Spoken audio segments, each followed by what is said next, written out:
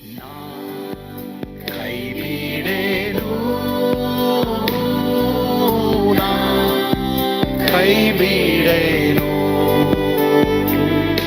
ಆ ಮಾತು ಹೇಳಿದ ತಾ ಹೇಳಿದ ನಲ್ಲವೇ. ನಾ ಕೈ ಬಿಡೇನು, ನಾ ಕೈ ಬಿಡೇನು, ಆ ಮಾತು ಹೇಳಿದ ತಾ ಹೇಳಿದ ನಲ್ಲವೇ. ಯೇಸು ಕೈ ಬಿಡನು ದೈನಂದಿನ ಸತ್ಯವೇದ ಅಧ್ಯಯನಕ್ಕೆ ನಿಮ್ಮೆಲ್ಲರನ್ನು ಆಹ್ವಾನಿಸುತ್ತೇನೆ. ಈ ದಿನವೂ ಸಹ ಮುಂದುವರೆದ ಪ್ರಸಂಗದ ವಿಷಯವನ್ನ ನಾವು ನೋಡ್ತೇವೆ. ಖಂಡಿತವಾಗಿ ಈ ಪ್ರಸಂಗದ ಮೂಲಕ ನೀವು ಆಶೀರ್ವಾದ ಹೊಂದ್ತೀರಾ. ಮಕ್ಕಳೇ, ದಯವಿಟ್ಟು ನೀವು ಭಯ ಪಡಬೇಡ್ರಿ, ನಿರಾಸರಾಗಬೇಡ್ರಿ. ಖಂಡಿತವಾಗಿ ಆತನ ರಕ್ತವನ್ನು, ಆತನ ಗಾಯವನ್ನು ನೀವೇನು ಮಾಡ್ರಿ, ನೆನೆಸ್ಕೊಳ್ರಿ. ನನಗೆ ಒಬ್ಬ ಚೈನ್ ಡ್ರಂಕರ್ಡ್ ಗೊತ್ತು, ಅಂದರೆ ಚೈನ್ ಡ್ರಿಂಕರ್. ಅವನು ಬರೀ ಕುಡಿತಾನೇ ಇದ್ದ. ಇತ್ತೀಚೆಗೆ ಆತನ್ನ ನಾನು ಸುಮಾರು ಒಂದು 6 ತಿಂಗಳ ಹಿಂದೆ ಆತನ್ನ ನಾನು ನೋಡಿದಾಗ ಆತನ ಹೇಳ್ದ, ಪಾಸ್ಟರ್, ನಾನು ಹೆಂಗಿದ್ದೆ ಅಂದರೆ ಫುಲ್ ಕುಡಿದು ಬಿಡ್ತಾ ಇದ್ದೆ. ಫುಲ್ ಅಂದರೆ ಏನಪ್ಪ ಅಂತ ಕೇಳಿದೆ, ಮೂಗು ಬಾಯಲ್ಲಿ ಬರ್ತಾ ಇತ್ತು ಎಲ್ಲಾನು, ಆ ಥರ ಕುಡಿತಾ ಇತ್ತು. ಸರಿನಾ? ಬಟ್ ಆದರೆ ಏನು ಗೊತ್ತಾ ಪಾಸ್ಟರ್, ನನ್ನ ಆ ದೇವರು ಹೆಂಗೆ ಬಿಡುಗಡೆ ಮಾಡಿಬಿಟ್ರು ಅಂದರೆ, ಅದು ವಾಗ್ದಾನ ಇಟ್ಕೊಂಡೆ ನಾನು. ಬಿಡುಗಡೆ ಕರ್ತನು ಎಂಬುದಾಗಿ ನೀನು ವಾಕ್ಯದಲ್ಲಿ ಬರೆದಿದ್ಯಾ, ನಾನು ಬಿಡುಗಡೆ ಮಾಡು ಅಂತ ಹೇಳಿದೆ. ಸರಿ, ಆ ಪಾಯಿಂಟ್ ನೋಡಿ, ತಿರ್ಗಿ ಆ ಪಾಯಿಂಟ್ ಹಾಕ್ತೀರಮ್ಮ, 4ನೇ ಪಾಯಿಂಟ್ ಹಾಕ್ತೀಯಮ್ಮ. ಎಲ್ಲರೂ ನೋಡಿ, ಪವಿತ್ರಾತ್ಮನ ಮೂಲಕವಾಗಿ ಈ ವರ್ಷ ದೇವರು ನಿಮ್ಮ ಬಗ್ಗೆ ಇಟ್ಟಿರುವಂಥ ಎಲ್ಲ ವಾಗ್ದಾನಗಳು, ಉದ್ದೇಶಗಳು ನೆರವೇರಲಿ. ನೀನು ಅದಕ್ಕಾಗಿ ಪ್ರಾರ್ಥನೆ ಮಾಡಬೇಕು.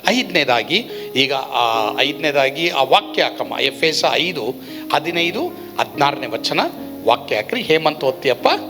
ಎಫೆಸ 5:15-16 5ನೇದಾಗಿ. ಆದ ಕಾರಣ ನೀವು ನಡ್ಕೊಳ್ಳುವ ರೀತಿಯನ್ನು ಕುರಿತು ಚೆನ್ನಾಗಿ ನೋಡಿಕೊಳ್ಳಿರಿ. ಜ್ಞಾನವಿಲ್ಲದವರಾಗಿರದೆ ಜ್ಞಾನವಂತರಾಗಿರಿ. ಈ ದಿನಗಳು ಕೆಟ್ಟವುಗಳಾಗಿವೆ. ಆದ್ದರಿಂದ ಕಾಲವನ್ನು ಸುಮ್ಮನೆ ಕಳಕೊಳ್ಳದೆ ಅದನ್ನು ಬೆಳೆಯುಳ್ಳತೆಂದು ಉಪಯೋಗಿಸಿಕೊಳ್ಳಿರಿ. ಎಸ್. 2ನೇದಾಗಿ ಸೃಜನ್ ಇಂಗ್ಲೀಷ್ನಲ್ಲಿ ಓದ್ತೀಯಪ್ಪ. 5ನೇ ಪಾಯಿಂಟ್ ನೋಡಿ, ಈ ವಾಕ್ಯಕ್ಕೆ 5ನೇ ಪಾಯಿಂಟ್ ಏನು ಗೊತ್ತಾ? ಓದಪ್ಪ ಇಂಗ್ಲೀಷ್ನಲ್ಲಿ. May you be wise in the way of spend your time and your money this year. Read Bible more and pray more. Yes.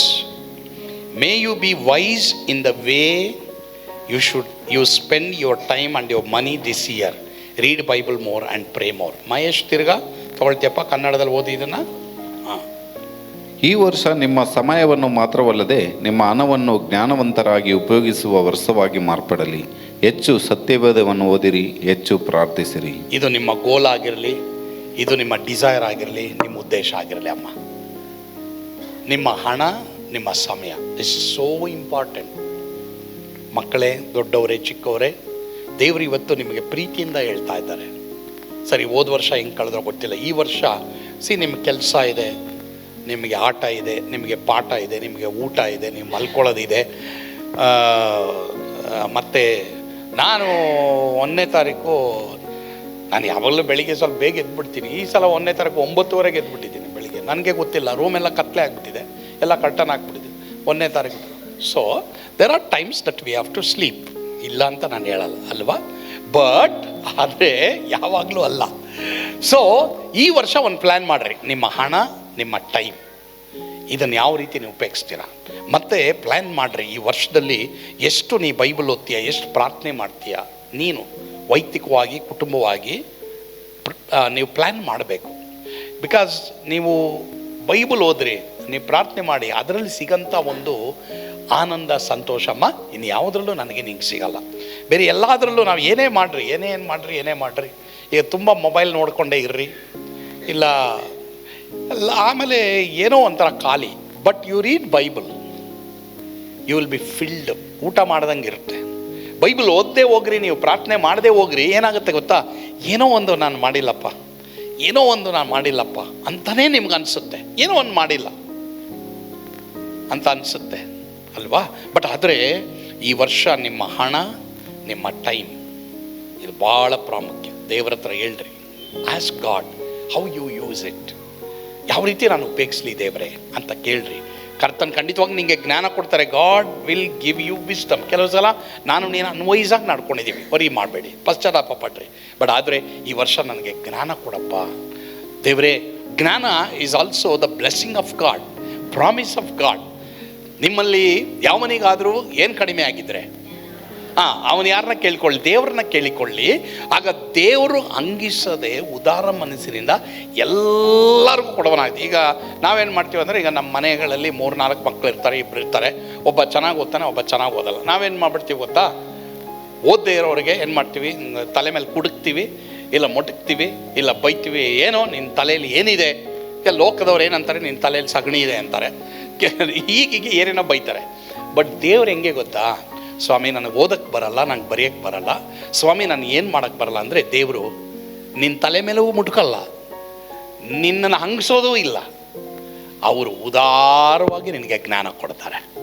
So ನಿಮಗೆ ಕೆಲಸ ಮಾಡೋಕ್ಕೆ ಜ್ಞಾನ ಕೊಡ್ತಾರೆ, ನಿಮಗೆ ಅಡುಗೆ ಮಾಡೋಕ್ಕೆ ಜ್ಞಾನ ಕೊಡ್ತಾರೆ, ನಿಮ್ಮ ಮನೆ ಕೆಲಸ ಮಾಡಲಿಕ್ಕೆ ದೇವ್ರ ಜ್ಞಾನ ಕೊಡ್ತಾರೆ, ನಿಮಗೆ ಸೇವೆ ಮಾಡಲಿಕ್ಕೆ ಜ್ಞಾನ ಕೊಡ್ತಾರೆ, ನಿಮ್ಮ ಹಣವನ್ನು ಉಪಯೋಗಿಸ್ಲಿಕ್ಕೆ ಜ್ಞಾನ ಕೊಡ್ತಾರೆ, ನಿಮ್ಮ ಕೆಲಸ ಮಾಡಲಿಕ್ಕೆ, ಬಿಸ್ನೆಸ್ ಮಾಡಲಿಕ್ಕೆ ದೇವ್ರ ಜ್ಞಾನ ಕೊಡ್ತಾರೆ. ಕೇಳಬೇಕು ದೇವ್ರನ್ನ. ನಾವು ಕೇಳಲ್ಲ, ನಾವೇನು ಮಾಡ್ಬಿಡ್ತೀವಿ, ಇರಲಿ ನಾನೇ ಏನೋ ಯೋಚನೆ ಮಾಡಿ ಏನೋ ಮಾಡಿಬಿಡ್ತೀರಿ ಅಂತ ನಾವು ಮಾಡೋಕ್ಕೆ ಹೋಗ್ತೀವಿ. ಕೆಲವು ಸಲ ನಾವು ನಷ್ಟವನ್ನು ಅನುಭವಿಸ್ತೀವಿ ಅಲ್ವಾ, ಖಂಡಿತವಾಗಿ ನಾವು ನಷ್ಟವನ್ನು ಅನುಭವಿಸ್ತೀವಿ. ಸೊ ಹೀಗಾಗಿ ಪ್ರಿಯ ದೇವರ ಮಕ್ಕಳೇ, it's very very important that you use your time and your money. ಮತ್ತು ವಾಕ್ಯ ಹೆಚ್ಚಾಗಿ ಓದ್ರಿ, ಪ್ರೇಯರ್ ಹೆಚ್ಚಾಗಿ ಮಾಡಿ. ಪ್ರಿಯರೇ, ಈ ಸಂದೇಶದ ಮೂಲಕವಾಗಿ ನೀವು ಆಶೀರ್ವದಿಸಲ್ಪಟ್ಟಿದ್ದೀರಿ ಎಂಬುದಾಗಿ ನಾನು ನಂಬ್ತೇನೆ. ಕರ್ತನ ಖಂಡಿತವಾಗಿ ನಿಮ್ಮ ಆಸೆಗಳು, ಉದ್ದೇಶಗಳನ್ನು ನೆರವೇರಿಸಿ. ಪ್ರಾರ್ಥನೆ ಮಾಡಲ್ವಾ? ಪರಮ ಪ್ರೀತಿಯುಳ್ಳ ತಂದೆ ಆದವರೇ, ನಿಮಗೆ ಸ್ತೋತ್ರ. ಈ ದಿನ ಈ ಸಂದೇಶದ ಮೂಲಕವಾಗಿ ಆಶೀರ್ವದಿಸಲ್ಪಟ್ಟಂತ ಎಷ್ಟೋ ದೇವ ಮಕ್ಕಳಿದ್ದಾರೆ. ಒಬ್ಬೊಬ್ಬರನ್ನು ನೀನು ಆಶೀರ್ವಾದ ಮಾಡಿ ನಡೆಸು. ನಿನ್ನ ಕೃಪೆ, ನಿನ್ನ ಪ್ರಸನ್ನತೆ ಎಲ್ಲ ದೇವ ಮಕ್ಕಳೊಂದಿಗಿರಲಿ ಸ್ವಾಮಿ. ಈ ಸಂದೇಶದ ಮೂಲಕವಾಗಿ ಆಶೀರ್ವಾದ ಹೊಂದಿದ್ದವರು ಈ ವರ್ಷಕ್ಕೆ ಏನು ತೀರ್ಮಾನ ತಗೊಂಡಿದ್ದಾರೋ ಅದೆಲ್ಲ ಅವರ ಜೀವನದಲ್ಲಿ ನೆರವೇರಲಿ ಅಪ್ಪ. ಯೇಸುವಿನ ಹೆಸರಿನಲ್ಲಿ ಪ್ರಾರ್ಥಿಸ್ತೇವೆ ಸ್ವಾಮಿ, ಆಮೇನ್. ಕರ್ತನು ತಾನೇ ನಿಮ್ಮೆಲ್ಲರನ್ನು ಆಶೀರ್ವಾದ ಮಾಡಲಿ. ಯೇಸು ನಿಮ್ಮನ್ನು ಕೈ ಬಿಡನು.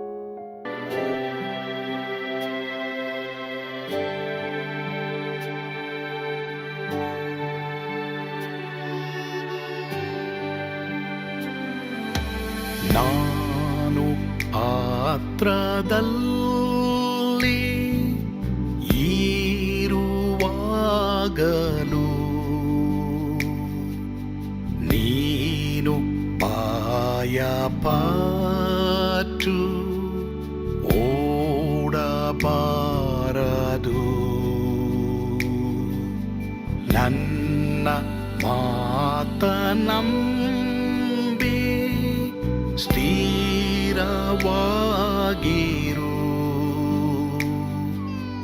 ನಿನ್ನ ಬಿಡಲಾರೆ, ಬಿಡೆನು ಎಂದೆಂದಿಗೂ.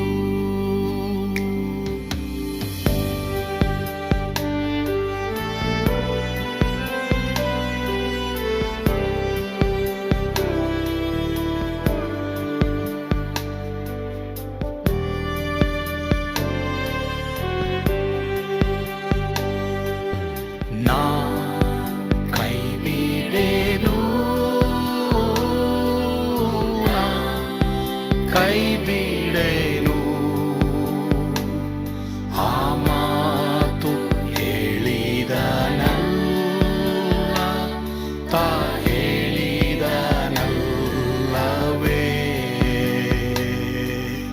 ನಾ ಕೈ ಬಿಡೆನು,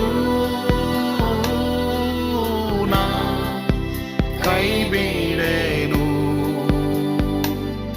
ಆ ಮಾತು ಹೇಳಿದನಲ್ಲ, ತಾ ಹೇಳಿದನಲ್ಲವೇ.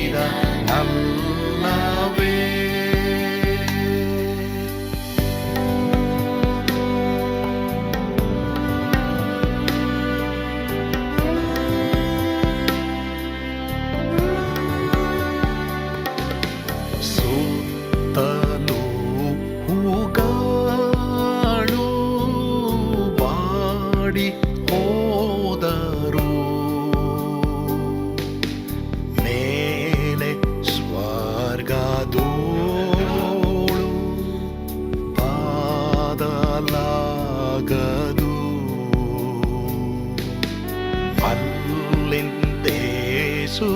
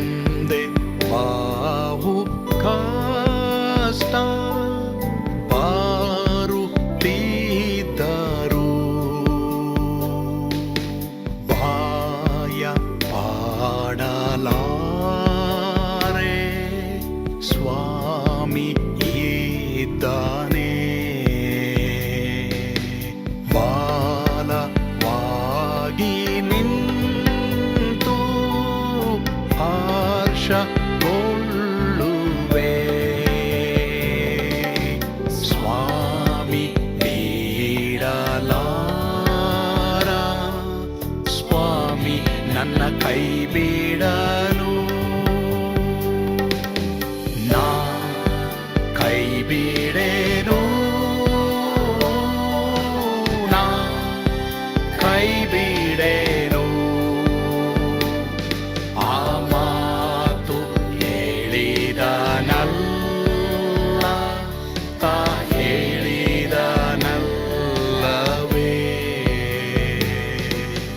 ನಾ ಕೈ ಬಿಡೇನು